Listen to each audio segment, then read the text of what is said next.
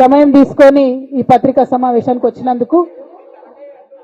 నిన్న మధ్యాహ్నం తర్వాత భారత రాష్ట్ర సమితి నుంచి ఒక ప్రకటన మీ అందరి ద్వారా నేను మీడియాలో చూడడం జరిగింది. మరి బీఆర్ఎస్ నుండి వచ్చినటువంటి ఈ ప్రకటనలో పార్టీ ఎమ్మెల్సీ శ్రీమతి కె కవిత ఇటీవలి కాలంలో ప్రవర్తిస్తున్న తీరుతెన్నులు, కొనసాగిస్తున్న పార్టీ వ్యతిరేక కార్యకలాపాలు బీఆర్ఎస్ పార్టీకి నష్టం కలిగించే రీతిలో ఉన్నందున పార్టీ అధిష్టానం ఈ విషయాన్ని తీవ్రంగా పరిగణిస్తున్నది.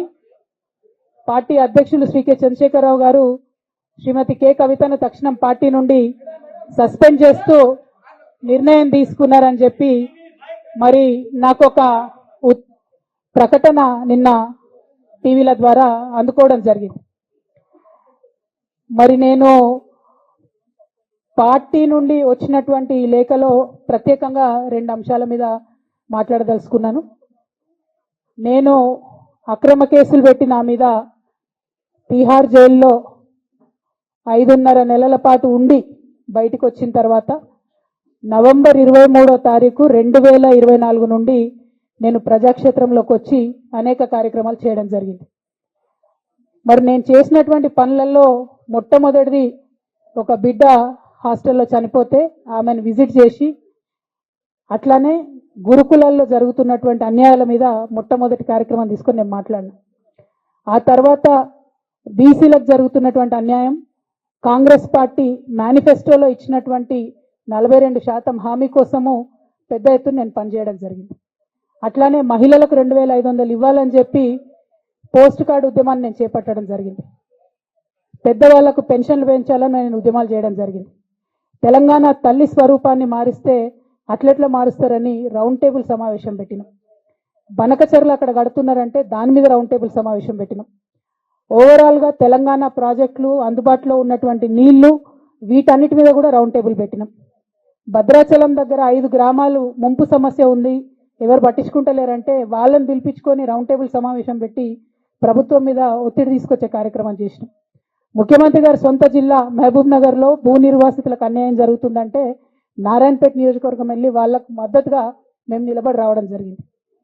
అట్లానే 47 నియోజకవర్గాలలో బీఆర్ఎస్ కండువా బాజాప్తా కప్పుకొని, గులాబీ కండువా బాజాప్తా కప్పుకొని ఎక్కడికి పోతే అక్కడ రావుల చంద్రశేఖర్ రెడ్డి గారిని రిక్వెస్ట్ చేసి భవన్ నుంచి అక్కడ ఉండేటటువంటి బీఆర్ఎస్ నాయకులకు అఫీషియల్ కమ్యూనికేషన్ చేపించి ప్రతి ఒక్క బీఆర్ఎస్ నాయకులకు, కార్యకర్తలకు మాట్లాడి ఆయా పర్యటనలకు వెళ్ళినప్పుడు అందరినీ కలుపుకొని బాజాప్తా గులాబీ కండువా వేసుకొని 47 నియోజకవర్గాలు నవంబర్ 23, 2024 నుండి ఈ రోజు వరకు నేను పర్యటన చేసి అనేక ప్రజా సమస్యల మీద మాట్లాడడం జరిగింది. మరి ఇవన్నీ పార్టీ వ్యతిరేక కార్యకలాపాలు అన్నది నాకు అర్థం కాలేదు. ఎట్లా వ్యతిరేక కార్యకలాపాలు అవుతాయన్నది కూడా ఒకసారి పార్టీ పెద్దలు పునరాలోచించుకోవాలని చెప్పి నేను రిక్వెస్ట్ చేస్తా ఉన్నాను. అదేవిధంగా మరి బీసీల కోసం నేను పోరాటం చేస్తుంటే అట్లెట్లా మాట్లాడుతుంది, ఇట్లెట్లా మాట్లాడుతుంది, పార్టీకి వ్యతిరేకంగా మాట్లాడుతుంది. అరే, నేను కాంగ్రెస్ పెద్దల మీద ఒత్తిడి తీసుకొస్తుంటే బీసీలకు 42% అమలు చేయాలంటే ఏది పడితే అది చిల్వల్ పల్వల్గా నా మీద రాపించడం, ప్రచారం చేయడం, చాలా దారుణమైనటువంటి పనులు పార్టీలో ఉన్నటువంటి కొందరు పని కట్టుకొని, కత్తి కట్టుకొని నా మీద చేయడం జరిగింది. అట్లానే నేను ఒక మాట ఏమన్నా, సామాజిక తెలంగాణ సాధన కోసం నేను కట్టుబడి ఉన్నా అన్న. దానిలో తప్పేముంది?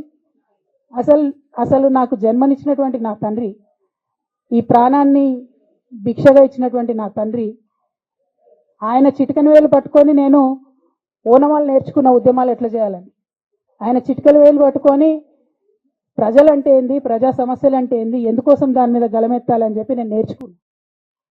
ఆ నాయకుడి స్ఫూర్తిగానే నేను సామాజిక తెలంగాణ మాట్లాడినా.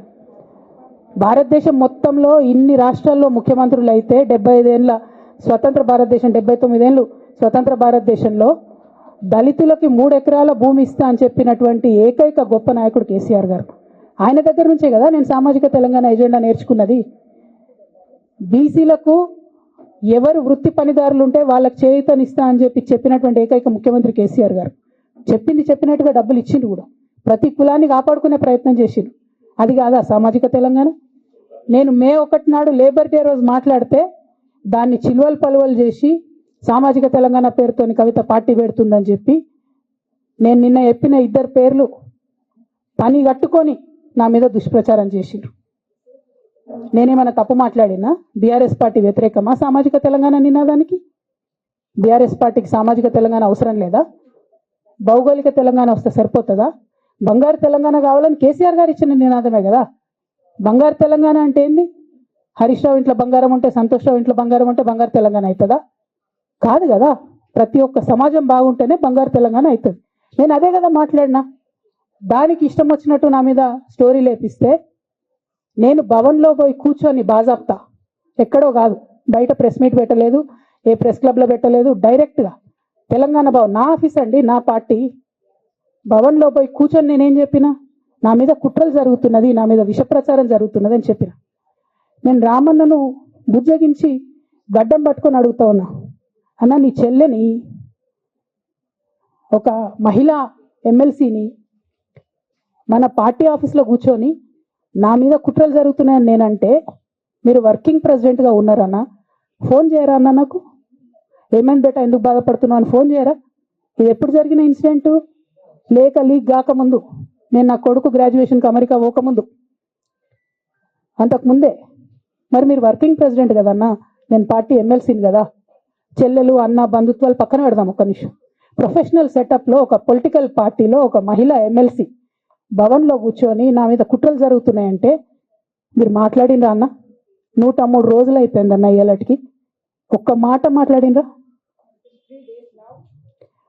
కేసీఆర్ గారు దగ్గర నుంచి కమ్యూనికేషన్ రావాలని నేను ఎక్స్పెక్ట్ చేయలే. వారు పెద్దవారు, వారికి అనేకమైన పనులు ఉంటాయి. మొత్తం పార్టీని ఇప్పుడు పునర్నిర్మించుకోవాల్సిన అవసరం ఉంది. తెలంగాణకు జరుగుతున్నటువంటి అన్యాయాన్ని వారు ఎప్పటికప్పుడు దిశానిర్దేశం చేయాల్సిన అవసరం ఉంది. కానీ వర్కింగ్ ప్రెసిడెంట్ గారి దగ్గర నుంచి ఫోన్ రాకపోవడం మాత్రం ఒక మాట అనిపించింది నాకు. నేను కేసీఆర్ గారి బిడ్డను, నేను కూర్చొని ప్రెస్ మీట్ పెడితేనే రెస్పాన్స్ రాలేదంటే మరి ఇంకో మామూలు మహిళా కార్యకర్తకు బీఆర్ఎస్ పార్టీలో మన అన్యాయం జరిగితే రెస్పాన్స్ వస్తుందా? నాకైతే అనిపించలేదు. వస్తుందేమో నాకు తెలియదు. కానీ నేను ఒక మాటకు నాకు సంతోషం అనిపించింది. నాకు నోటీస్ రాగానే అక్కడ మహిళా ఎమ్మెల్సీలు కూర్చొని, మహిళలు అందరినీ కూర్చొని, ఫస్ట్ టైం అనుకుంటా భవన్లో 5 మహిళలు కూర్చొని ఇండిపెండెంట్గా ప్రెస్ మీట్ మాట్లాడింది. చాలా సంతోషం. ఇటువంటి అంతర్గత ప్రజాస్వామ్యం రావాలనే నేను కోరుకున్నా. మహిళలకు, ఎస్సీలకు, ఎస్టీలకు, బహుజనులకు కోటరీల అడ్డంకులు లేకుండా యాక్సెస్ రావాలి. అది మైక్కి యాక్సెస్ రావాలి, బాస్కి యాక్సెస్ రావాలనే నేను అనుకున్నా. అది జరిగింది, చాలా సంతోషం. నన్ను సస్పెండ్ చేసినాక అయినా పర్లేదు, కానీ జరిగింది. నిన్న మహిళలందరూ కూర్చొని మాట్లాడే. నేనేమంటున్నా అంటే కేసీఆర్ గారు, కేటీఆర్ గారు, నేను, మా కుటుంబం, మాది రక్త సంబంధం. పదవులు పోతేనో, పార్టీలకు వెళ్ళి సస్పెండ్ చేస్తేనో పోయేటటువంటి బంధం కాదు. కానీ ఎవరైతే వెస్టెడ్ ఇంట్రెస్ట్ ఉన్న పార్టీలు ఉంటారో, పార్టీలో ఉండి కేవలం డబ్బు సంపాదించుకోవాలనేటటువంటి ఒక ఆలోచనతో, వ్యక్తిగత లబ్ధి పొందాలనేటటువంటి ఆలోచనతో ఉన్నటువంటి వ్యక్తులు, వాళ్ళకి కావాల్సింది ఏంది? మేము ముగ్గురం కలిసి ఉండొద్దు, మా కుటుంబం బాగుండొద్దు, మా కుటుంబం విచ్ఛిన్నమైతేనే వాళ్ళకి అధికారం వస్తుంది. దాంట్లో భాగంగా ఇవాళ మొదటి స్టెప్ నన్ను బయటేసిరు పార్టీలోకి వెళ్ళి. అది ఇక్కడితో ఆగదు. నేను గౌరవనీయులు పెద్దలు దైవ సమానులు కేసీఆర్ గారిని విజ్ఞప్తి చేస్తా ఉన్నా, మీకు ఒక సూచన చేస్తా ఉన్నా. దయచేసి మీ చుట్టూ ఏం జరుగుతున్నదో ఒకసారి చూసుకోండి నాన్న. నన్ను ఇవాళ బయటకు పంపొచ్చు, నేను మీలాగా స్ట్రేట్ ఫార్వర్డ్ ఉంటా, నిజాలు మాట్లాడతా. నేను ఉద్యమం నేపథ్యం నుండి వచ్చిన కాబట్టి నాగ్గా, ఉన్నది లేనట్టుగా, లేనిది ఉన్నట్టుగా, మోసం చేయాలని చెప్పో ఇంకోటి చేయాలని చెప్పో మాట్లాడను. స్ట్రేట్ ఫార్వర్డ్ ఇష్యూస్ మాట్లాడతా కాబట్టి నన్ను ఇలా బలి చేసి పర్వాలే. కానీ రేపటి నాడు ఇదే ప్రమాదం రామన్నకు కూడా పొంచుంది, రేపటి నాడు ఇదే ప్రమాదం మీకు కూడా పొంచుంది. అల్టిమేట్గా బీఆర్ఎస్ పార్టీని హస్తగతం చేసుకోవడానికి జరుగుతున్నటువంటి కుట్రలో భాగంగానే ఇవాళ నన్ను ఎలిమినేట్ చేయడం జరిగింది. నేను ఇవాళ ఓపెన్గా అడుగుతా ఉన్నాను, హరీష్ రావు గారికి నేను సూటి ప్రశ్న వేస్తున్నా, ఈ రాష్ట్ర ముఖ్యమంత్రి రేవంత్ రెడ్డి గారు కూడా నేను సూటి ప్రశ్న వేస్తున్నా. నా మీద కుట్రలు ఎప్పటి నుండి ప్రారంభమైనాయి? ఎప్పుడైతే హరీష్ రావు గారు, రేవంత్ రెడ్డి గారు ఒకే ఫ్లైట్లో హైదరాబాద్ నుండి ఢిల్లీకో, ఢిల్లీ నుండి హైదరాబాద్లో ఒకే ఫ్లైట్లో వాళ్ళిద్దరు ప్రయాణం చేసి వచ్చినప్పుడు హరీష్ రావు గారు రేవంత్ రెడ్డి గారి కాళ్ళు పట్టుకొని సరెండర్ అయినాక ఈ కుట్రలు స్టార్ట్ అయినాయి, నా మీద ఈ స్టోరీలు స్టార్ట్ అయినాయి, మా కుటుంబాన్ని విడగొట్టాలనేటటువంటి కుట్ర స్టార్ట్ అయింది. నేను ఛాలెంజ్ చేస్తా ఉన్నా, రేవంత్ రెడ్డి గారు మీరు చెప్పండి, ఆ ప్రయాణం జరిగిందా జరగలేదా? హరీష్ రావు గారు మీరు చెప్పండి, ఒకే ఫ్లైట్లో మీరు రేవంత్ రెడ్డి గారితో కలిసి వచ్చిండ్రా రాలేదా? ఆ తర్వాత నుండే నా మీద ఈ కుట్రలు జరుగుతున్నాయా లేదా? సరెండర్ అయింది మీరు. ప్రతి ఒక్క విషయంలో దాదాపు ఒక 7-8 ఇష్యూస్ ఉన్నాయి, ఇన్సిడెంట్స్ ఉన్నాయండి. అఫీషియల్ పిఆర్ఓ ట్వీట్ చేస్తాడు, Congress party official PRO tweet చేస్తాడు, ముఖ్యమంత్రి గారు పిఆర్ఓ, ఈ పాల వ్యాపారంలో అవినీతి జరిగిందని. తెల్లారి 2-3 పేపర్లలో వస్తుంది, 3వ రోజుకి మాయమైపోతుంది. అదే కేటీఆర్ గారినేమో 3 సార్లు విచారణ పేరుతో పిలిచి వేధిస్తారు. అంటే కేసీఆర్ కుటుంబం నికార్స్గా బరిగీసుకొని కాంగ్రెస్ పార్టీతో రేవంత్ రెడ్డితో కొట్లాడుతున్నాం కాబట్టి మా మీదనేమో కుట్రలు జరుగుతాయి, మా మీదనేమో కేసులు పెడతారు. మీ మాత్రం 1 or 2 days హెడ్లైన్స్ వస్తే తర్వాత న్యూస్ గాయబవుతుంది. ఎన్ని జరగలే చెప్పండి హరీష్ రావు గారి విషయంలో? ఫస్ట్ పాల వ్యాపారం మీద ఏమొచ్చినాయి ఆరోపణలు? ఆనాడు బీఆర్ఎస్ పార్టీ గవర్నమెంట్లో SC ST BC హాస్టళ్లకు Harish Rao గారి పాల వ్యాపారం నుంచి పాలు సప్లై చేసిరనే ఆరోపణలు అయోధ్య రెడ్డి గారు ట్వీట్ చేసిరు. గతం 2 రోజులు పోయింది ఆరోపణ. ఎందుకు? సరెండర్. నెక్స్ట్ ఒక అభియోగం చేసిరు ముఖ్యమంత్రి గారు, రంగనాయక్ సాగర్ దగ్గర ఆయన ఫామ్ హౌస్ ఉంది, అది ప్రభుత్వ భూమి, కబ్జా చేసిండని. 1 day headline, 3rd day news గాయబ్. No case nothing. కేటీఆర్ పరిస్థితి ఏంటి? ఎన్ని కేసులు పెట్టిరు కేటీఆర్ అన్న మీద? ఎన్నిసార్లు పిలిచిండు విచారణకు? ఇవన్నీ పక్కన పెడదాం, నిన్నటి లేటెస్ట్ ఇష్యూ మాట్లాడదాం. కాళేశ్వరం కానీ ఇంకోటి కానీ ఏ ప్రభుత్వంలో అయినా పొలిటికల్ పాలసీ చేసేవాళ్ళు, విధానపరమైన నిర్ణయాలు తీసుకునే వాళ్ళు ముఖ్యమంత్రులు ఉంటారు. కింద ఉన్నటువంటి మంత్రులు దాన్ని ఎగ్జిక్యూట్ చేయాలి. కేసీఆర్ గారు ఒక పాలసీ డెసిషన్ తీసుకున్నారు, నేను కాళేశ్వరం ప్రాజెక్టు కడతా, దానికి ఇన్ని డబ్బులు ఇస్తా అని. ఆనాడు మంత్రి ఎవరు? ఎగ్జిక్యూషన్ చేయాల్సింది ఎవరు? 2014 నుంచి 2018 వరకు తుమ్మిడిహెట్టి దగ్గర నుంచి మేడిగడ్డకు స్థలం మార్చినప్పుడు మంత్రి ఎవరు? ప్రాజెక్టులు డిసైడ్ చేసినప్పుడు మంత్రి ఎవరు? అన్ని మీటింగ్లు టెక్నికల్ ఇష్యూస్ చూసుకోవాల్సింది ఎవరు? ఇవన్నీ రేవంత్ రెడ్డి గారు మాట్లాడారు. నేను మొత్తం అసెంబ్లీ స్పీచ్ చూడరు మీరు, వీళ్ళ మ్యాచ్ ఫిక్సింగ్ అనేది మీకు తెలిసిపోతుంది. ఏం మాట్లాడరు ఆయన. ఎంతసేపు కేసీఆర్ కాళేశ్వరం కట్టిండు, కేసీఆర్ కుటుంబం 1,00,000 కోట్లు తిన్నది. అరే 2007 నుంచి ఇప్పటి వరకు కాళేశ్వరం 1,00,000 కోట్లు కూడా ఖర్చు కాలే. 1,00,000 కోట్లు ఖర్చు కాని ప్రాజెక్టులో 40 లక్షల ఎకరాలకు నీళ్ళియంగా కూడా 1,00,000 కోట్ల అవినీతి అయింది అంటారు రేవంత్ రెడ్డి గారు. దాన్ని మళ్ళీ ఓన్లీ కేసీఆర్ గారి గురించి చెప్తారు, హరీష్ రావు గారి గురించి మాట్లాడరు. ఎందుకంటే ఇంటర్నల్ అండర్స్టాండింగ్ ఉంది వీళ్ళిద్దరికి. నేను రామన్నను ఒకటే రిక్వెస్ట్ చేస్తున్నా, అన్న ఇవాళ మీతో బాగున్నట్టు వాళ్ళు నటించవచ్చు, హరీష్ అన్న కావచ్చు, సంతన్న కావచ్చు, కానీ వాళ్ళు మన మంచి కోరుకునే వాళ్ళు కాదు, వాళ్ళు తెలంగాణ ప్రజల మంచి కోరుకునే వాళ్ళు కాదు, వాళ్ళు కేసీఆర్ గారి మంచి కోరుకునే వాళ్ళు కాదు. వాళ్ళను మీరు దూరం పెట్టి రాజకీయంగా తెలంగాణ రాష్ట్ర సమితిలో ఇప్పుడు బీఆర్ఎస్లో పనిచేస్తున్నటువంటి హార్డ్ కోర్ కార్యకర్తలను దగ్గరికి తీసుకొని ప్రజా ఉద్యమాలు తీసుకొని ప్రజల దగ్గరికి పోతేనే మన పార్టీ బతుకుంటుంది, నాన్న పేరు బాగుంటుంది. ఇవాళ నాన్నకు సిబిఐ అనేటటువంటిది వచ్చిందంటే అది కేవలం హరీష్ రావు గారు, సంతోష్ రావు గారి అవినీతి వల్లనే వచ్చిందని మళ్ళొకసారి నేను ఘంటాపదంగా చెప్తున్నాను.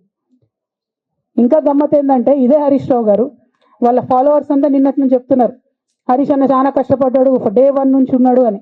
డే 1 నుంచి లేడండి, చాలా మంది రిపోర్టర్లకు తెలుసు, సీనియర్ రిపోర్టర్లకు. డే 1 నుంచి లేదు.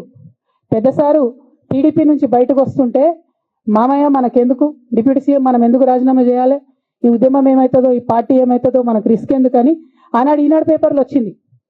1,50,00,000 రూపాయలు తీసుకొని వ్యాపారం చేసుకుందామని హరీష్ రావు గారు ఎక్కడికో పోయిందని కూడా వచ్చింది. కటింగ్ కోసం దొరికినప్పుడు ఎప్పుడో ట్వీట్ చేస్తుంది అన్నీ. బీఆర్ఎస్ పార్టీ ఆనాడు టీఆర్ఎస్ పార్టీ పెట్టినాక 9-10 నెలల తర్వాత వచ్చింది హరీష్ రావు గారు. డే 1 నుంచి లేరు. నమ్మకం లేకుండా ఆయన పార్టీ నిలబడుతుందో ఉంటుందో పోతుందో అని. ఓకే అయిపోయింది, రాగానే సారు పెద్ద హృదయం కాబట్టి క్షమించిరు, దగ్గర తీసుకున్నారు, ఎమ్మెల్యే కాకముందే మంత్రి ఇచ్చిర్రు, అన్ని రకాలుగా ఆదరించిరు, అన్ని చేసిండ్రు. ఎప్పుడైతే పార్టీకి ఒక్క క్షణం చెడ్డ పేరు వచ్చిందో ఎక్కడ పోయిండండి ఈయన? చక్కా పోయి వైఎస్ రాజశేఖర రెడ్డిని కలవలే? మీ అందరికి గుర్తులేదు ఆ ఫోటో? సీనియర్ నాయకులందరికీ బాగా మాట్లాడతారు, అన్ని దగ్గర ఉన్నా, నేనే ఉన్నా, నేను ఎక్కడ లేను. నిన్న పాపం చాలా మంది ఈ కొత్త సోషల్ మీడియా పిల్లలు ఉన్నట్టు వాళ్ళకి హిస్టరీ తెలియదు అనుకుంటా, అందుకే చెప్తున్నా ఇవాళ. అదేవిధంగా నేను పెద్ద ట్రబుల్ షూటర్ అంటారు, ట్రబుల్ షూటర్ కాదు, ఈజ్ అ బబుల్ షూటర్. ఆయన ఏంటంటే ట్రబుల్ ఆయనే క్రియేట్ చేస్తాడు, చేసి నేనే సాల్వ్ చేసినట్టు నటిస్తాడు. నేను లేటెస్ట్ ఎగ్జాంపుల్ చెప్తా పట్టురు. నేను మొన్న దాసోజు శ్రవణ్ అన్న ఎలక్షన్ ఎమ్మెల్సీ ఎన్నికలలో బీఆర్ఎస్ పార్టీ డిసైడెడ్ ఒకటే క్యాండిడేట్ని పెడదామని.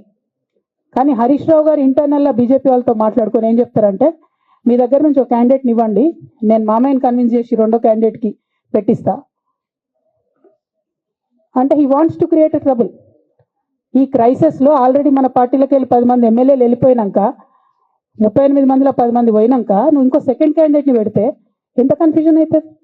ఎవరెవరు ఎట్టేట ఓట్లు వేస్తారు? అంటే హార్స్ ట్రేడింగ్కి ఈయన ట్రబుల్ షూటర్ గారు ట్రబుల్ని ఓపెన్ చేస్తారు అన్నట్టు. నాకెందుకో లక్కీగా ఒక బీజేపీ ఎమ్మెల్యే గారు ఫోన్ చేసి, అక్క మరి పెద్దసారి పర్మిషన్ ఉందా హరీష్ అని ఇట్లా అంటున్నారంటే, నేను డైరెక్ట్గా పెద్దసారికే ఫోన్ చేసి నాన్న మరి ఇట్లా అంటున్నారు, మనం సెకండ్ క్యాండిడేట్కి పర్మిషన్ ఇస్తారంటే, nothing doing, only Shravan will get elected, ఎవరు చెప్పారు మీకు అంట. అంటే నేను ఆ విషయం వెంటనే అటువైపు కన్వే చేసిన, లేదండి మాకు అట్లాంటి ఆలోచన లేదు. ఎందుకు ఈ రీసెంట్ ఎగ్జాంపుల్ చెప్తున్నా ఇవాళ అంటే, హరీష్ రావు గారు ట్రబుల్ క్రియేట్ చేసి ట్రబుల్ని మాఫీ చేసినట్టుగా ప్రయత్నం చేస్తారు. బీఆర్ఎస్ కార్యకర్తలందరికీ నేను నా తమ్ముళ్ళకి రిక్వెస్ట్ చేసి చెప్తున్నా, మా చెల్లెలకు రిక్వెస్ట్ చేసి చెప్తున్నా, మీకు పెద్ద స్థాయిలో జరిగే అన్ని విషయాలు తెలియకుండా అందరూ మన వెల్ విషయర్స్ అనుకుంటారు. అది మీ తప్పు కాదు, ఎందుకంటే కేసీఆర్ సార్ అంత ఓపెన్ మైండ్తో ఓపెన్ హార్ట్తో ఉంటారు కాబట్టి బీఆర్ఎస్లో ఉన్న అందరూ అట్లే ఉంటారు అనుకుంటారు. కానీ చాలా మందికి చాలా హిడెన్ ఎజెండాస్ ఉన్నాయి. ఒక పక్క కాంగ్రెస్తో కలిసి ఉన్నారు, ఇంకో పక్క బీజేపీతో మాట్లాడుతున్నారు, ఎటు ఎవరితోనో అవసరమైతే అటు మాట్లాడుతున్నారు. అదేవిధంగా 2018 ఎన్నికలలో హరీష్ రావు గారు 25 మంది ఎమ్మెల్యేలకు ఎన్నికలలో అడిషనల్ ఫండింగ్ ఇచ్చారు, పార్టీ ఇచ్చింది కాకుండా. ఏడికేలు వచ్చినాయి హరీష్ రావు గారికి అన్ని డబ్బులు? 100% కాళేశ్వరంలో జరిగిన అవినీతి నుంచి వచ్చిన డబ్బులే. ఆయన ఆలోచన ఏం చేసిందంటే, ఏమన్నా కొద్దిగా అటు ఇటు అవుతుందేమో రిజల్ట్, నా దగ్గర ఎమ్మెల్యేస్ ఉండాలని ఆలోచన చేసి. నీకు అసలు అట్లాంటి ఆలోచన ఎందుకు వచ్చింది? నేను కట్టప్పలాంటోని కేసీఆర్ గారి దగ్గర ఉండేటోని అంటావు కదా, నీకేం అవసరం వచ్చింది ఎమ్మెల్యేస్కి సపరేట్గా ఫండింగ్ చేయడానికి? ఎవరికి తెలియదు అనుకుంటారా? ఇవి ఎవరు చెప్పారు అనుకుంటారా? ప్రతి ఒక్కరు చెప్తారు ఎమ్మెల్యేస్ ఓపెన్, నా పేర్లు కూడా తెలుసు, చెప్తే బాగుండదు, ఎమ్మెల్యేలు ఇబ్బంది పడతారు. నేను అనేది ఏంటంటే, 2009లో రామన్న సిరిసిల్ల ఎలక్షన్లో మా బంధువుకు సంబంధించిన వ్యక్తులతోని 60 లక్షల రూపాయలు పంపిన హరీష్ రావు గారు రామన్నను ఓడగొట్టడానికి. నిన్నగాక మొన్న ఒక వీడియో మీరు కూడా చూసి, ఒంటేరు ప్రతాప్ రెడ్డి గారిది, మీ మామయ్యను ఓడగొట్టమని ఎంత అంటే అంత డబ్బులు ఇస్తా అని చెప్పిర్రని. ఓ పక్క కేసీఆర్ గారిని ఓడగొట్టాలి, ఓ పక్క కేటీఆర్ గారిని ఓడగొట్టాలి, నిజామాబాద్లో నా ఎంపీ సెగ్మెంట్లో అందరు ఎమ్మెల్యేలను మేనేజ్ చేయాలి, అందరిని మన కేసీఆర్ కుటుంబాన్ని ఓడగొట్టాలి, విచ్ఛిన్నం చేయాలి. కానీ కేసీఆర్ గారి పేరుతో వచ్చేటటువంటి బెనిఫిట్స్ మాత్రం అన్నీ కావాలి. మరి ఇటువంటి వారిని నా రిక్వెస్ట్ కేసీఆర్ గారితో కేటీఆర్ గారితో, వారిని మీ పక్కన పెట్టుకొని నిజం మాట్లాడే నన్ను బయటకు పంపితే మరి పార్టీ బాగుంటుందా? దయచేసి ఆలోచన చేసుకోండి. నేనేమంటున్నా రామన్న మిమ్మల్ని అంటే, నా మీద మీకు కోపం ఉండొచ్చు, నా మీద ఏముందో ఎవరేం చెప్పారో నాకు తెలియదు. నేను మాత్రం నా ప్రాణం పోయినా కేసీఆర్ గారికి హాని జరగాలని కానీ కేటీఆర్ గారికి హాని జరగాలని కానీ కోరుకోను. అది నా నైజం కాదు. ఆడపిల్లలకు అట్లా ఉండదు, ఆడపిల్లలు ఇల్లు బాగుండాలనుకుంటారు. నా మనసుకి ఎంత గాయం అయితే, నాకు ఎన్ని అవమానాలు అయితే, నాకెంత ఇన్సల్ట్ అయితే, నా మీద ఎన్ని కుట్రలు జరిగితే నేను ఇట్లా మాట్లాడుతున్నా. ఇది నా బాధ, ఇది నా ఆవేదన. నాన్న చూస్తలేరేంది వీళ్ళని అన్నది ఆవేదన, చూసుకుంటా క్షమిస్తారేంది ఇంకెన్నిసార్లు క్షమిస్తారు అన్నది నా బాధ. అంతే తప్ప నాకేం కోపం ఉంటుంది? ఎందుకు కోపం ఉంటుంది? నాకు ఎన్ని జన్మల పుణ్యం ఉంటే కేసీఆర్ లాంటి తండ్రి దొరుకుతాడు? కోట్లలో ఒకరికి ఉండేటటువంటి తండ్రి నాకు దొరికిండు. ఆయన లేకపోతే నేనెవరు ప్రపంచానికి తెలుస్తుందా? నాకెందుకు అవసరం ఉంటుంది? నాకేం కోపం ఉంటుంది కేసీఆర్ గారి మీద? నాకు బీఆర్ఎస్ పార్టీ మీద ఎందుకు కోపం ఉంటుంది? నాకు 27 సంవత్సరాలు ఉన్నప్పుడు నేను నా కొడుకుని చిన్న పిల్లగాన్ని పసిగుడ్డు నెత్తుకొని ఇక్కడికి వస్తే, ఆ రోజు నుంచి ఈ రోజు వరకు నేను రోడ్డు మీదనే ఉన్నా, ఉద్యమాలే చేస్తున్నా, పోరాటాలే చేస్తున్నా, తెలంగాణ ప్రజల కోసం పనిచేస్తున్నా. 2014 నుంచి అధికారంలో ఉన్నప్పుడు కూడా నా ఇంటి దర్వాజాలు ఎప్పుడు తెలిసే ఉన్నాయి. ఇక్కడున్న మీడియా మిత్రులందరికీ తెలుసు. అధికారంలో ఉన్నా లేకున్నా నేను ఇట్లనే ఉన్నా. అధికారంలో ఉన్నప్పుడు నన్ను ఏమి సాగనీయకుండా నన్ను ప్రతిపక్ష ఎమ్మెల్యేని చూసినట్టు, ప్రతిపక్ష ఎంపీని చూసినా నేను ఇట్లనే ఉన్నా, ఓపెన్ మైండ్తోనే ఉన్నా. నేను కోరేది ఒకటే, కేసీఆర్ గారి ఆరోగ్యాన్ని కాపాడండి రామన్న, పార్టీని కాపాడండి, పార్టీలో ఉన్న కార్యకర్తల్ని కాపాడండి, అందరు బాగుండేలాగా ప్రజా సమస్యలు తీసుకోండి. నాకు అంతకుమించి కావాల్సింది ఏం లేదు.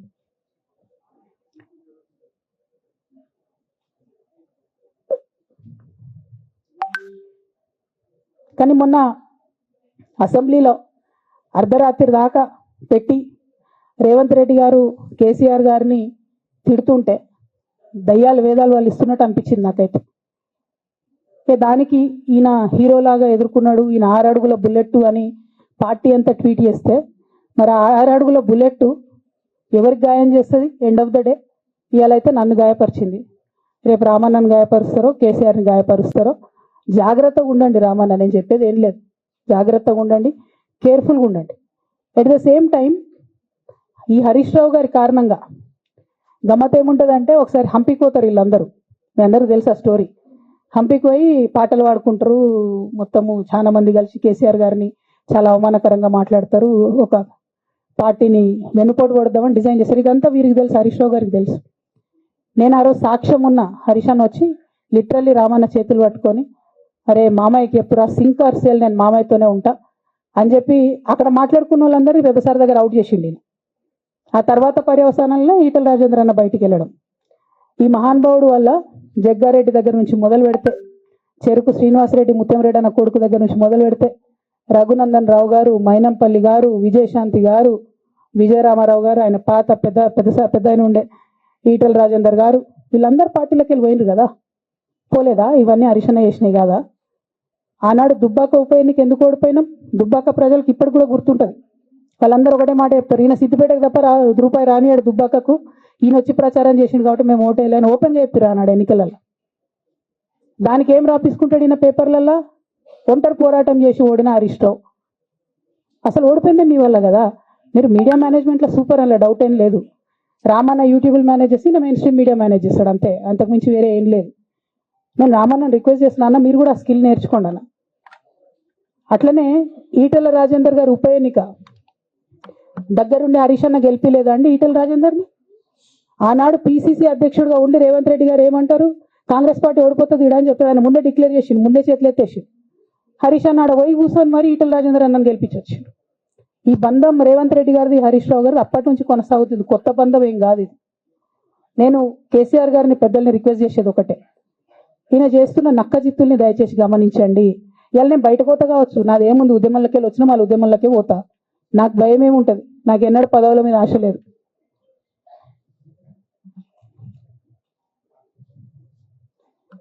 పార్టీ నుంచి వచ్చిన ఎమ్మెల్సీకి స్పీకర్ ఫార్మాట్లో చైర్మన్ గారికి నేను పంపుతా ఉన్నాను రాజీనామా పత్రాన్ని. అట్లానే బీఆర్ఎస్ పార్టీ ప్రాథమిక సభ్యత్వానికి కూడా గౌరవ పెద్దలు కేసీఆర్ గారికి రాజీనామాను పంపుతా ఉన్నాను. దీన్ని మన రావుల చంద్రశేఖర్ రెడ్డి గారికి తెలంగాణ భవన్కి వారికి నేను పంపుతా ఉన్నాను. ఎందుకు ఇవి ఇప్పుడే చూపించిన అంటే, పదవుల మీద నాకు ఎప్పుడు ఆశ లేదు. మేము ఉద్యమంలోకి వచ్చింది ఎందుకంటే మా నాన్న ఒక్కరు ఇంత ఒంటరి పోరాటం చేస్తున్నారు, ఎంత వీలైతే అంత ఆయనకు మద్దతు ఇవ్వాలని వచ్చినాం. ఆనాడు మేము ఉద్యమంలోకి వచ్చినప్పుడు పార్టీ అధికారంలోకి వచ్చే ఆస్కారమే లేకుండే, తెలంగాణ వస్తుందో రాదే అనే అనుమానాలు అంతటా ఉండే. మేము ఉద్యమంలో కొట్లాటలో లాఠీ దెబ్బలు తినడం కోసం, జైల్లోకి పోవడం కోసం ఆనాడు వచ్చినాం ఉద్యమంలోకి. అధికారంలోకి వస్తామనుకొని రాలే. రామన్న అయినా నేనైనా కేవలం నాన్న కోసమే వచ్చినాం ఉద్యమంలోకి. అందుకే మా కుటుంబం మీద కుట్ర. ఈ కుట్రను గమనించమనే నేను మా కుటుంబాన్ని కోరుతా ఉన్నా. ఇక పెద్ద సార్కు నీడలాగా సంతోష్ రావు గారు ఉంటారు. ఇక సంతోష్ రావు గారి గురించి 2 నిమిషాలు చెప్తా, అంత పెద్ద సీనున్న మనిషి కాదు కానీ చెప్పాలి. ఎందుకంటే కూరల ఉప్పు ఎట్లుంటుంది ఈయన అట్లా అన్నట్టు, ప్రతి దాంట్లో చెడగొట్టడానికి కొంచెం ఉండాలి కదా, అట్లాంటి వాడు. కాబట్టి చెప్పక తప్పదు ఈయన గురించి. చెప్పులో రాయి చెవులో జోరిగా అంటాం కదా, అట్లాంటి టైపు. కాబట్టి ఖచ్చితంగా చెప్పాలి. విషయం ఏంటంటే, ఈయన ధనదాహం ఎట్లాంటిదంటే సంతోష్ రావు గారిది, రామన్న కాన్స్టిట్యున్సీ, కేటీఆర్ అన్న కాన్స్టిట్యున్సీ నేరెళ్లలో ఇసుకలారి గుద్ది ఒక దళిత బిడ్డ చనిపోతాడు. సరే, దాని మీద పాపం అక్కడ ఆ రోజు అందరు యాజిటేషన్ చేస్తే, ఈయన సంతాన అడ్వాంటేజ్ ఏంది, ఈడ కూర్చుంటాడు కదా సార్ దగ్గర, సీఎంఓలకి వెళ్ళి ఫోన్ చేసి అక్కడ ఉన్న పోలీసు వాళ్ళందరినీ ఒత్తిడి పెట్టి 7 దళిత బిడ్డల్ని కొట్టినరండి. 3-4 సార్లు 3rd డిగ్రీ వేస్తే ఇలా 7 కుటుంబాలు కూడా వాళ్ళు ఎందుకు కూడా ఏ పని చేసుకోలేనటువంటి పరిస్థితులలో ఆ దళిత బిడ్డలు ఉన్నారు. అది మొత్తం రాజకీయంగా బ్లేమ్ అంతా రామన్న మీదకి వచ్చింది. ధనదాహమేమో సంతన్నది, నేరం చేసిందేమో సంతన్న, వీడికెళ్ళి ఫోన్లు చేసి ఒత్తిడి చేసి కొట్టిపించిందేమో సంతన్న, చెడ్డ పేరేమో రామన్నకు వస్తుంది. ఈ ఎగ్జాంపుల్ చెప్పడం కోసమే నేను ఈయన గురించి చెప్తున్నా, వేరే ఏం లేదు. ఇక సరే టానిక్ వీనిక్ ఈ వీటిలో వచ్చిన కేసులు ఏమవుతాయి? రేవంత్ రెడ్డి గారు ఆర్భాటంగా ఒక అనౌన్స్మెంట్ చేస్తారు. ఇంతకుముందు చెప్పిన కదా మ్యాచ్ ఫిక్సింగ్ ఎట్లుంటుంది అంటే 1 డే న్యూస్ అవుతుంది, టానిక్లో ఈయన మీద కేసు పెట్టిరని. 3వ రోజు పోలీసు వాళ్ళు ఎఫ్ఐఆర్ కొట్టేసారు. అది మీరు ఇంకా కనుక్కోండి. కాజ్ చేసేసారు, కేసు మూసేసారు. ఏం అండర్స్టాండింగ్ ఉంది? ఎందుకు మూసేసారు? At the same time Harithaharam, తెలంగాణకు హరితహారం అని పెద్దలు కేసీఆర్ గారు పెద్ద కళతోని 230 కోట్లు అక్కడ గోబీ డెజర్ట్ల వాళ్ళు చెట్లు పెట్టి చైనాను కాపాడుకున్నారు. మనం అదే స్థాయిలో తెలంగాణను బాగు చేసుకోవాలని పెద్దసారి హరితహారం అని పెడితే, ఈయన దానికి నకిలీ ప్రోగ్రామ్ గ్రీన్ ఇండియా ఛాలెంజ్ అని పెడతాడు. తెల్లారులేస్తే సినిమా వాళ్ళని తీసుకురావాలి, రోజు ఒక ఫోటో వేసుకోవాలి. దాని వెనుక ఉన్న కుట్ర ఏంటంటే జీవో అమెండ్మెంట్ అవుతుంది సంతోష్ గారి గురించి. ఆ ఫారెస్ట్లను 10% ఇన్కమ్ ఎవరన్నా ఇస్తే అమ్యూజ్మెంట్ పార్క్లకు ఇస్తారన్నట్టు. దానికోసం జీవో అమెండ్ అవుతుంది. దానికి ప్రభాస్ గారిని, చిరంజీవి గారిని, అనేక మంది సినిమా స్టార్లను మోసం చేసి వాళ్ళని తీసుకుపోయి వాళ్ళతో ఫోటోలకు పోజులు ఇప్పించి ఫారెస్ట్లను కొట్టేయాలని ప్లాన్ అయినది. ఇక ఈయనకి 2-3 మనుషులు ఉంటారు సంతనకి. ఆయన పోచంపల్లి శ్రీనివాస్ రెడ్డి అని ఎమ్మెల్యే. ఇది నాకు విషయం ఎవరు చెప్పారు అంటే మన పల్లరాజేశ్వర రెడ్డి అన్ననే చెప్పిండు. మీకు ఏమైనా డౌట్లు ఉంటే ఆయన అడగొచ్చు. ఈ పోచంపల్లి శ్రీనివాస్ రెడ్డి అనేట ఆయన వరికోల్ అనే ఊరు, సామాన్య కుటుంబం, మధ్యతరగతి కుటుంబం. ఇవాళ అక్కడ ఆయన శ్రీమంతుడు అని పిలుస్తారు పోచంపల్లి శ్రీనివాస్ రెడ్డి గారిని. ఇక్కడ నాకు పల్లరాజేశ్వర రెడ్డి గారు చెప్పిన సమాచారం ప్రకారం మోకిల్లాలో mega Srinivas Reddy, mega company ఉంది కదా, ఈ కాళేశ్వరంలో అవినీతి చేసిన mega company plus Pochampally Srinivas Reddy garu కలిసి 750 కోట్ల విల్లా ప్రాజెక్ట్ చేస్తున్నారు మోకిల్లాల. ఏడుకేళ్ళు వచ్చినాయి అవి? అవినీతి డబ్బులు కాదా? ఎట్లా వస్తాయి? ఎవరైనా who is this Pochampally Srinivas Reddy? Santosh Rao classmate. అది తప్ప ఆయనకున్న అర్హత ఏం లేదు. ఆయనకి ఎమ్మెల్సీ వస్తుంది, కాంట్రాక్ట్లు వస్తాయి, ఇంకేందో వస్తాయి. అట్లనే నవీన్ రావు అని ఇంకొక ఎమ్మెల్సీ ఉంటాడు. ఆయన డైరెక్ట్గా మా ముఖం పట్టుకొని అందరి ముంగట అంటాడు, నాకు ఎమ్మెల్సీ ఇచ్చింది కేసీఆర్ గారైనా నాకు దేవుడు సంతోషం అంటాడు ఆయన. నిన్న మొన్న వాళ్ళ ఫాదర్ని పట్టుకున్నారు పేకాటల. ఏమైంది కేసు? ఆల్రెడీ నవీన్ రావు గారు పోయి మన ముఖ్యమంత్రి గారు కాళ్ళు పట్టుకున్నట్టుగా తెలిసింది. వాళ్ళ తండ్రిని విడిచిపెట్టిరు, ఈయన మీద భూ కబ్జా కేసులు ఉంటే అవి విడిచిపెట్టిరు. అంటే ఓ పక్క సంతోష్ రావు గ్యాంగు, ఇంకో పక్క హరీష్ రావు గ్యాంగు 100కు 100% రేవంత్ రెడ్డి గారితో, ఇక్కడ ఉన్న కాంగ్రెస్ ప్రభుత్వంతో, అవసరమైన సందర్భంలో పైన బీజేపీతోని వాళ్ళు కోఆర్డినేషన్లో ఉండి బీఆర్ఎస్ పార్టీకి జలగల్లాగా పట్టి పీడుస్తున్నారు. నిరంతరం బీఆర్ఎస్ పార్టీకి నష్టం చేస్తారు. ఎంత దారుణానికి ఒడిగట్టిరంటే ఆఖరికి నా ఓటమితో ప్రారంభమైంది అది. నిజామాబాద్లో నా ఓటమిలో కుట్రలు చేశారు. ఆనాడే మనం రివ్యూ చేసుకుంటే బాగుండలేదు. కానీ ఇప్పుడు అది ఎక్కడికి వచ్చింది? కామారెడ్డిలో పెద్దసారి ఓడిపోయేదాకా వచ్చింది పరిస్థితి. 3వసారి ప్రభుత్వం పోయేదాకా వచ్చింది పరిస్థితి. ఒక్కొక్క ఎలక్ట్ అయిన ఎమ్మెల్యేను, ఓడిపోయిన ఎమ్మెల్యేలు పత్రికా మిత్రులు మీరు మాట్లాడండి. సంతోష్ రావు గారి బాధితులు నాకు మామూలుగా ఫోన్ చేస్తలేరు. అచ్చా, ఈ కంపెనీ పేరు బ్లూఫిన్ అట, మోకిలా. పల్లారాజేశ్వర రెడ్డి అని అప్పుడు పంపిన మెసేజ్ చూస్తున్న పాతది, బ్లూఫిన్ కంపెనీ మోకిలా. అయితే నేనేమంటున్నా అంటే ఇంత స్పష్టమైనటువంటి నేను ఇస్తున్నా, రేవంత్ రెడ్డి గారిని నేను ఛాలెంజ్ చేస్తున్నా. మరి ఎందుకు మీకు మీ ఏసీబీ వాళ్ళకు వీళ్ళ ఇండ్లు అడ్రస్లు దొరుకుతలేవా? ఏం అండర్స్టాండింగ్ ఎందుకు లేదు మీకు? లేకపోతే మీరు చర్యలు ఎందుకు తీసుకుంటలేరని నేను సూటిగా రేవంత్ రెడ్డి గారిని ప్రశ్నిస్తున్నా. ఇక తర్వాత వారు ఏం చేస్తారన్నది నాకు సంబంధం లేదు. ఇక నేను మాత్రం పర్టికులర్గా మళ్ళీ ఒకసారి నా బీఆర్ఎస్ పార్టీ కుటుంబ సభ్యులందరికీ, మా సొంత కుటుంబ సభ్యులకు కూడా రిక్వెస్ట్ చేస్తున్నది ఏంటంటే, నాకు 27 సంవత్సరాలు ఉన్నప్పుడు నేను రాజకీయాల్లోకి వచ్చి తెలంగాణ ఉద్యమం కోసం వచ్చిన. ఇవాళ నాకు 47 సంవత్సరాలు. అంటే నా 20 సంవత్సరాల జీవితం అంతా కూడా నేను బీఆర్ఎస్ పార్టీ కోసం, కేసీఆర్ గారి కోసం, తెలంగాణ జాగృతి కోసం, తెలంగాణ ప్రజల కోసం, తెలంగాణ ఆడబిడ్డల కోసం నేను గడిపిన. సడన్గా ఇవాళ నీకేం సంబంధం బీఆర్ఎస్తో అని, నువ్వెవరు అని చెప్పి సస్పెన్షన్ ఒకసారికి పంపిస్తే చాలా బాధాకరంగా ఉంది. పర్వాలేదు, అయినా నాకు ప్రజలు ఉన్నారు, నేను వాళ్ళ దగ్గర పోతా, వాళ్ళతో పాటు ఉంటా. కానీ బీఆర్ఎస్ పార్టీలో ఉన్న నాయకులకు, కార్యకర్తలకు రిక్వెస్ట్ చేస్తాను, సోషల్ మీడియాలో వచ్చే పిచ్చి పిచ్చి పట్టుకొని ప్రజాప్రతినిధులు ప్రెస్ మీట్ పెట్టిరు నిన్న భవన్లో. నేను నిన్న మొన్నటి రోజు వాళ్ళ మీద ప్రెస్ మీట్ పెట్టినప్పుడు ఏమన్నా, కేసీఆర్ గారికి నష్టం చేసిన పార్టీ ఉంటే ఎంత పోతే ఎంత అన్న. సోషల్ మీడియాలో ఉన్న బీఆర్ఎస్ పార్టీ కొంతమంది దుర్మార్గులు ఉన్నారు, సోషల్ మీడియా వింగు చూసేటోళ్ళు. వాళ్ళ ముంగట విషయం కట్ చేసిరు. ఏది కేసీఆర్ గారికి నష్టం చేసిన అనే విషయం కట్ చేసి బీఆర్ఎస్ పార్టీ ఉంటెంత పోతెంత నేను అన్నా అని చెప్పి ప్రచారం చేస్తున్నారు. నాదే పార్టీ బీఆర్ఎస్ పార్టీ, 20 ఏళ్ళు నేను కష్టపడ్డా, నేను తెలంగాణ జాగృతి పెట్టి ఇండిపెండెంట్ గా పనిచేసినప్పుడు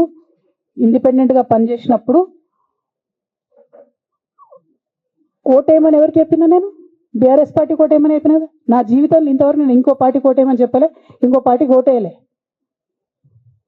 ఎట్లయితే కంప్యూటర్లో హార్డ్వేర్ ఉంటుందో అది బీఆర్ఎస్ పార్టీ, సాఫ్ట్వేర్ తెలంగాణ జాగృతి. శరీరం బీఆర్ఎస్ పార్టీ అయితే ఆత్మ జాగృతిగా పనిచేసినాం, తెలంగాణ ఆత్మగా పనిచేసినాం. మేము తెలంగాణ ఆత్మగౌరవం కోసం పనిచేసినాం, తెలంగాణ ఆత్మగౌరవ ప్రతీకలైనటువంటి బతుకమ్మ బోనాలను నిలబెట్టడం కోసం పనిచేసినాం. ఆ కాంట్రిబ్యూషన్ ఏం లేదా? నేనేం చేయలేదు ఆ పార్టీకి.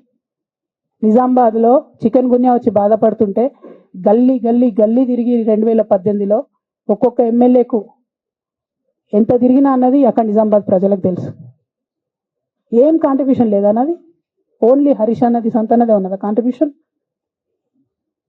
వీళ్ళు మేకవన్నే పులులు నాన్న, వీళ్ళు మీ ముంగట నటిస్తారు అంతే, బయట వాళ్ళ నిజస్వరూపం వేరేలాగా ఉంటుంది. యాజ్ అ డాటర్గా రిక్వెస్ట్ చేస్తున్నా, ఒకసారి ఆలోచన చేయండి వాళ్ళ గురించి. నాకేమొద్దు, నన్ను పార్టీలోకి వెళ్ళి సస్పెండ్ చేసి నో ప్రాబ్లం, కానీ వాళ్ళని పార్టీలో ఉంచుకుంటే పార్టీ ఎట్లుంటుంది అన్నది మీరు ఆలోచన చేసుకోండి. ఇక అల్టిమేట్గా నేను చెప్పదలుచుకున్నది ఒకటే,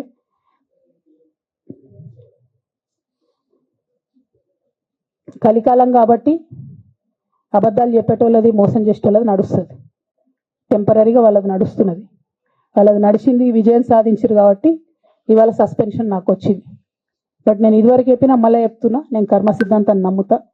ఖచ్చితంగా ఇంతకు ఇంత దేవుడు వాళ్ళకి అనుభవింపజేస్తాడు, అందులో ఏం ఆలోచించాల్సినటువంటి అవసరం లేదు. Thank you. జై తెలంగాణ, జై కేసీఆర్, జై తెలంగాణ, జై కేసీఆర్.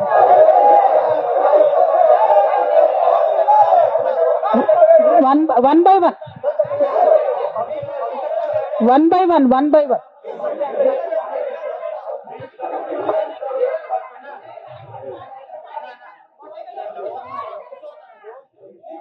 ఒక 1 minute హిందీలో చెప్పేసి అన్న, బయట నేషనల్ మీడియా మిత్రులందరూ అడుగుతున్నారు, ఒక 1 minute హిందీలో చెప్పేస్తా.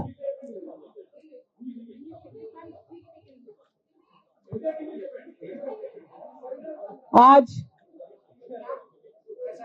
तेलंगाना की बेटी होने के नाते पूरे देश की जनता के साथ मैं ये बात कहना चाहती हूँ, पिछले 20 सालों के मेरे जिंदगी में मैंने हर दम हर वक्त बीआरएस पार्टी के उन्नति के लिए, तेलंगाना जनता के उन्नति के लिए, तेलंगाना के रैयतों के, तेलंगाना के महिलाओं के, तेलंगाना के युवाओं के उन्नति के लिए मैंने काम किया है.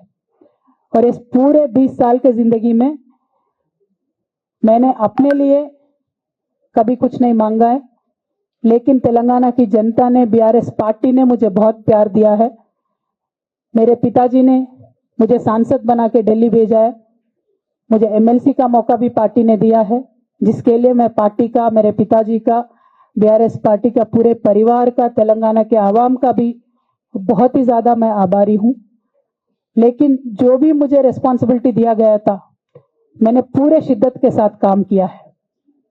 कभी भी मैंने तेलंगाना के लोगों के खिलाफ काम नहीं किया है.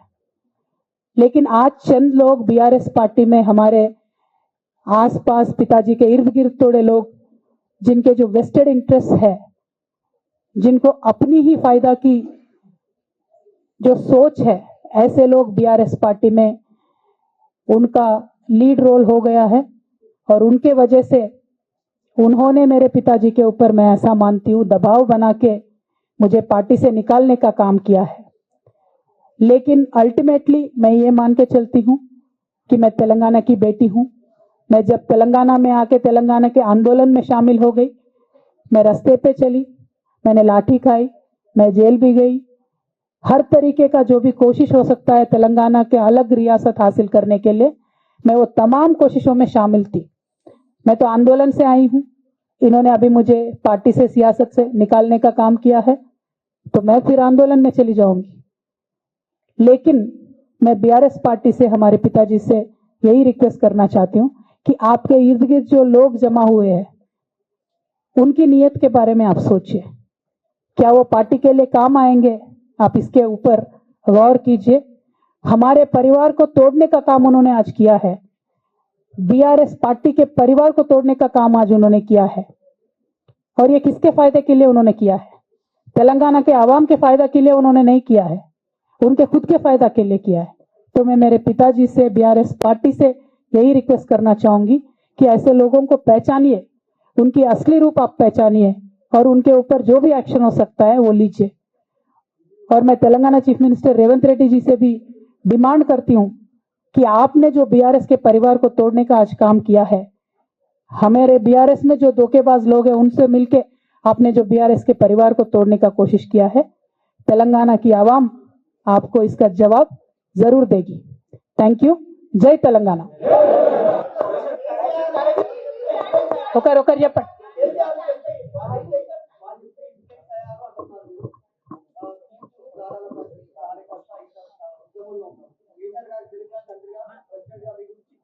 ఓకే, ఇంకా ఎవరైనా చెప్పండి.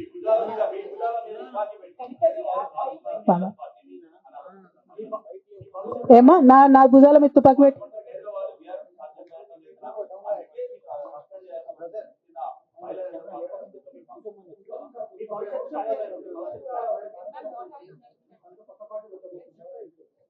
okay.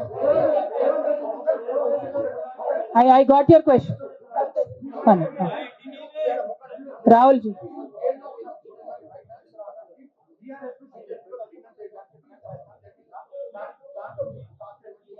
రాహుల్ గారు మీరు పాత క్వశ్చన్ అడుగుతున్నారు.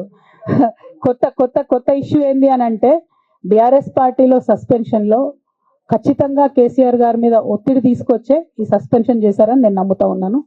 ఒక్కొక్కసారి ఏమవుతుందంటే చిన్న వ్యక్తులు బాగా నడుస్తుంది, పరిస్థితులు సందర్భాన్ని బట్టి పెద్ద వ్యక్తులు కూడా కొన్ని కఠినమైన నిర్ణయాలు తీసుకోవాల్సి వస్తుంది. కేసీఆర్ గారు ఈ నిర్ణయం ఎందుకు తీసుకున్నారో అని అడిగేంత పెద్దదాన్ని కానీ అంత రాజకీయ అనుభవం కానీ నాకు లేదు. సో వారు తీసుకున్నటువంటి నిర్ణయాన్ని నేను శిరసావహిస్తాను. వారు ఎందుకు తీసుకున్నారో ఈ నిర్ణయం నాకు తెలియదు. కానీ నాకు ఒక సమస్య ఉంది, నేను రాసినటువంటి లెటర్ లీక్ అయిందని చెప్పి 100 రోజులైంది. ఆ సమస్య జరిగి 100 రోజులైంది. ఆ 100 రోజుల కన్నా ముందు కూడా నా మీద వివక్ష కొనసాగిందని వాళ్ళ నేను మీకు ఎగ్జాంపుల్స్తో సహా చెప్పే ప్రయత్నం చేశాను. ఆ 100 రోజుల నుంచి జరుగుతున్నటువంటి పరిణామాలను కూడా మీ అందరి ముందు పెట్టిన. ఈ 100 రోజులలో పార్టీ ఎప్పుడు కూడా నన్ను ఎక్స్ప్లెనేషన్ అడగలేదు. నిన్న నన్ను సస్పెండ్ చేసే ముందు కూడా నన్ను ఎక్స్ప్లెనేషన్ అడగలేదు. ఇంకా చెప్పిన కదా, విచిత్రమైన విషాదం ఏంటంటే సడన్ గా డిసిప్లినరీ కమిటీ పుట్టుకొచ్చింది. సడన్ గా ఈయన రవీంద్రరావు అంటే దానిలో సంతకం చేసిండు. ఆయననే సార్ని తిట్టిండు మళ్ళీ మొన్న ఎలక్షన్ ఓడిపోయినప్పుడు. సో ఈ అన్ని చూసి నాకేమనిపిస్తుంది అంటే చాలా ఒత్తిడిలో చాలా ప్రెషర్ పెట్టి సార్తో చేపించారని నేను అనుకుంటున్నాను.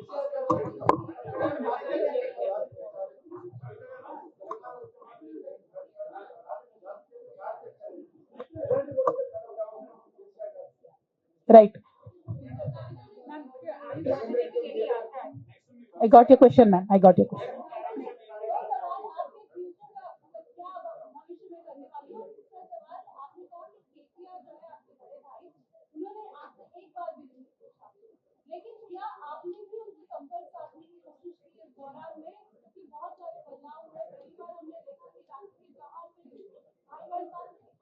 నేనేమంటున్నా అంటే కేసీఆర్ గారి రాజకీయ పరిజ్ఞానాన్ని క్వశ్చన్ చేసేంత స్థాయి నాకు లేదు, అంత అవగాహన కూడా నాకు లేదు.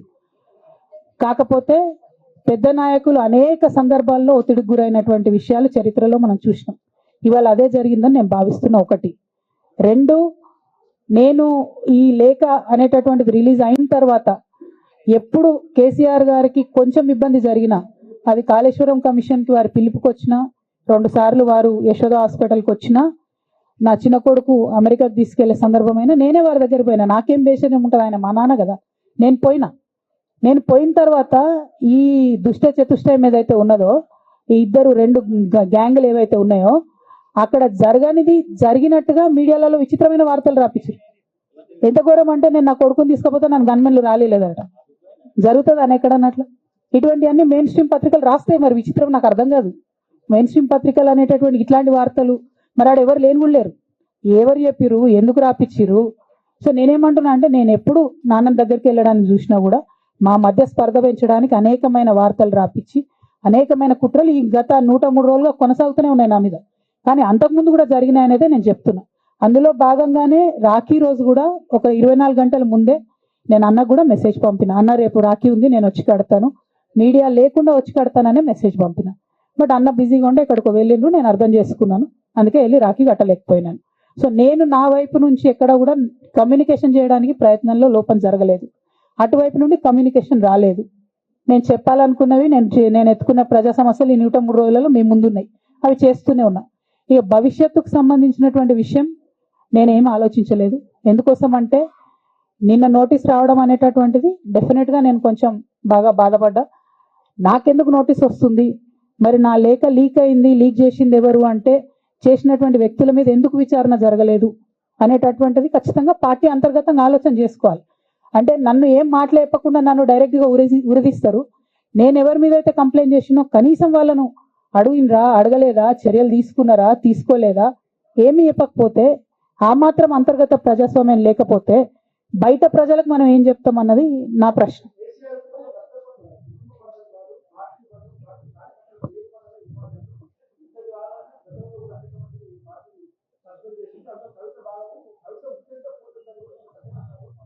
నేనేమంటున్నా బ్రదర్, వాళ్ళందరికీ ఏది చెప్తే స్క్రిప్ట్ రాసిస్తే అది మాట్లాడతారు, దాంట్లో ఏముంటుంది. ఇప్పుడు పెద్ద సంఘటన జరగడం ఏంటిది, నన్ను పార్టీ నుండి వీడియో కొట్టాలనేటటువంటి ఒక నిర్ణయం అది జరిగింది. జరిగిన తర్వాత ఇవన్నీ జరుగుతూనే ఉంటాయి, చిన్న చిన్న విషయాలు, అవంతా వ్యక్తులను సీరియస్గా తీసుకోవాల్సిన అవసరం లేదు. అల్టిమేట్గా నేనేమంటున్నా అంటే నన్ను అడగకుండానే ఉరి తీశారు, కనీసం ఏమైందని కూడా అడగలేదు.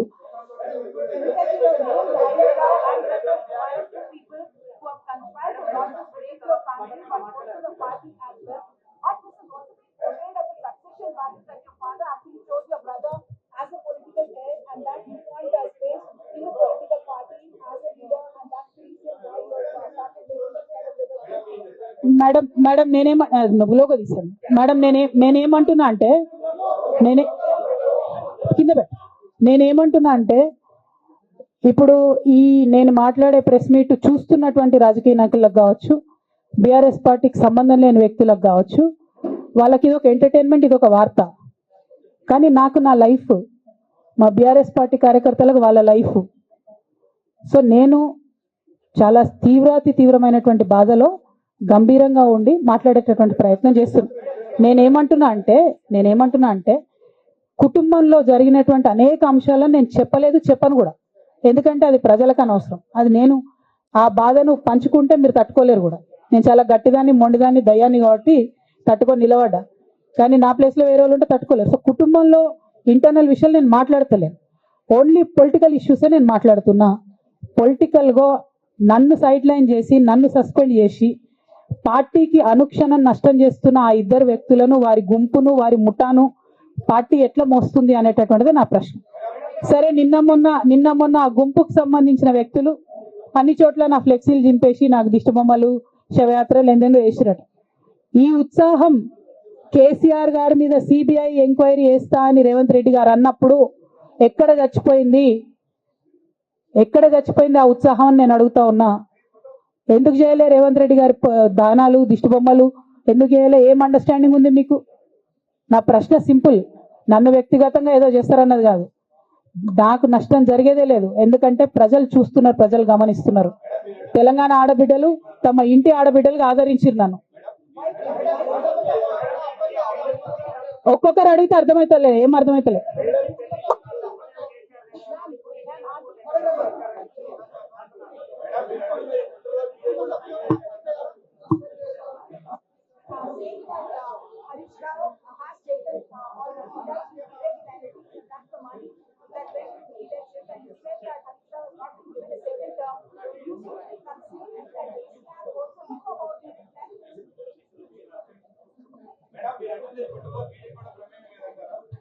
నేనేమంటున్నా బ్రదర్, కుట్రలో ఎవరి ప్రమేయం ఉందన్నది నాకు తెలియదు.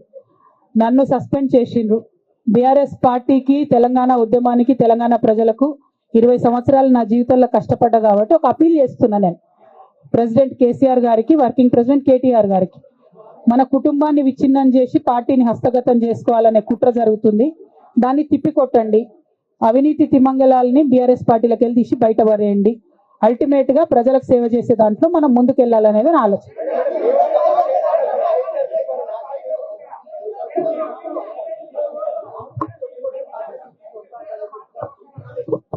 ఇక్కడ ఇంకో మాట చెప్పాలి బ్రదర్, నేను నిన్నటి నుంచి పేపర్లలో నేను ఈ పార్టీలో ఏరుతున్నా, ఆ పార్టీలో ఏరుతున్నా అని వచ్చింది. నేను ఏ పార్టీలో కూడా చేరను, నాకు ఏ పార్టీతో అవసరం లేదు. నేను ఫ్యూచర్ లో ఏం చేయాలనే విషయం జాగృతి కార్యకర్తలతోని, తెలంగాణ మేధావులతోని, బీసీ బిడ్డలతోని, సామాజిక తెలంగాణ కోసం పనిచేసేటటువంటి అన్ని వర్గాల ప్రజలతోని అందరితోని మాట్లాడిన తర్వాత నిర్ణయం తీసుకుంటా, కానీ తొందరపడి నిర్ణయం తీసుకునే అవసరం నాకు లేదు. ఒకటి. రెండు, ఏదో నిర్ణయం తీసుకోవాలనేటటువంటి విషయంతో నేను పనిచేయడం లేదు. జరిగినటువంటి పరిణామాలను ఒక్కొక్కటిగా ఎదుర్కొంటూ వస్తున్నాను. నిన్న జరిగినటువంటి పరిణామం చాలా కీలకమైనది, నా జీవితంలో అత్యంత ముఖ్యమైనటువంటి పరిణామం.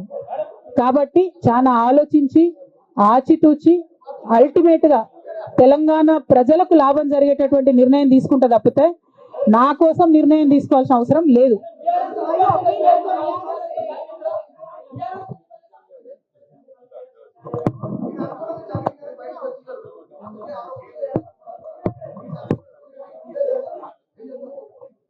నాకెట్లా తెలుస్తుంది సస్పెన్షన్ గురించి? నాకైతే రేవంత్ రెడ్డికి ఉన్నట్టు అక్కడ దూతలు లేరు, అక్కడ సార్ సగం ఇడ్లీ తింటే బయటకు చెప్పేటటువంటి సిస్టమ్ నా దగ్గర లేదు. సో అక్కడ ఏం జరిగిందో నాకు తెలియదు, ఎవరు నా గురించి ఏం చెప్పారో నాకు తెలియదు. Ma'am, it is but natural. అమ్మతోని మాట్లాడకుండా ఎవరైనా ఉంటారా? First of all. Second of all, ఈ మొత్తం పరిణామంలో కూడా మా మదర్కి దూరంగా ఉండాల్సి రావడమే బాధాకరం. ఇంతకు మించి బాధ ఇంకోటి లేదు. పొలిటికల్ పొజిషన్స్ వస్తాయి పోతాయి, ఇవి వేస్ట్. ఇవి అమ్మలేని లోటు ఎవరు కూడా తీర్చలేరు. ఆ ఒక్క బాధ తప్ప ఇంకేం లేదు. ఇది మాత్రం నా ఇంటిగ్రిటీ నిరూపించుకోవడం కోసం నేను రాజీనామాలు చేస్తున్నా. నాకు పార్టీ వల్లనే ఎమ్మెల్సీ వచ్చింది, దానికి రాజీనామా చేస్తున్నా. నేను పార్టీకి నష్టం చేసినాను అని చెప్పి పార్టీ నాయకులు మా నాన్నగారు భావిస్తున్నారు కాబట్టి పార్టీ కూడా రిజైన్ చేస్తున్నా. కాలం నిర్ణయిస్తుందండి. షర్మిలతో పోలుస్తున్నారా, కేసీఆర్తో పోలుస్తున్నారా? కాలం నిర్ణయిస్తుంది, తొందర ఏం లేదు. నన్నేదో అవమానం చేయాలి, నన్నేదో అనాలి అని ఎవరు పడితే వాళ్ళు మాట్లాడే అడ్డమైన మాటలకు సమాధానం చెప్పాల్సిన అవసరం కూడా లేదు.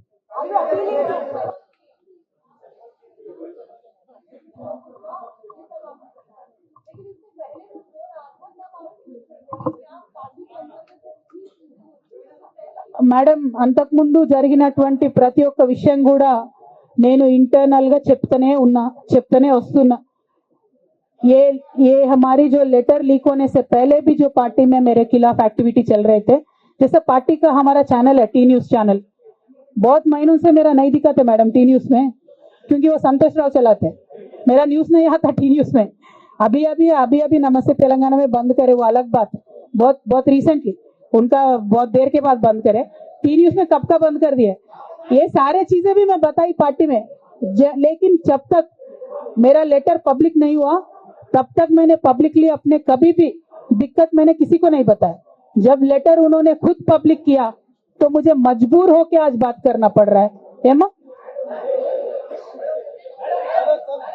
ఒక్క నిమిషం మా నిజామాబాద్ బిడ్డ అడుగుతాను, ఒక్క నిమిషం చెప్పరా.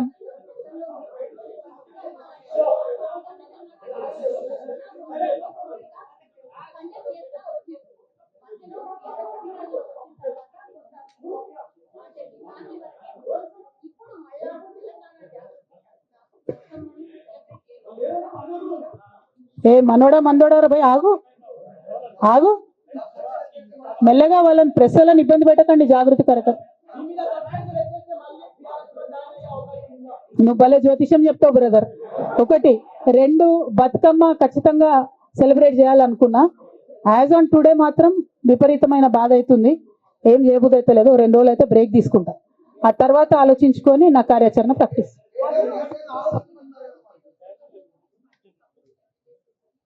Madam, not couple, more than 20. I have all the names, I don't want to name.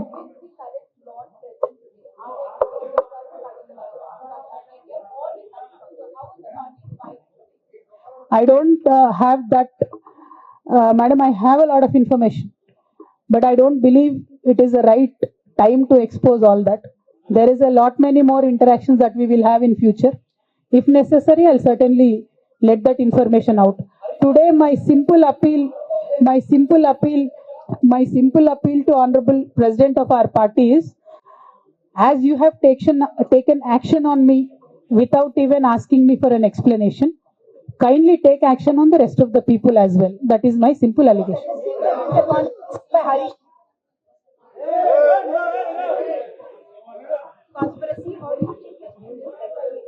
Madam, our family, me, myself, and my brother, and my father, they do not want us to be united.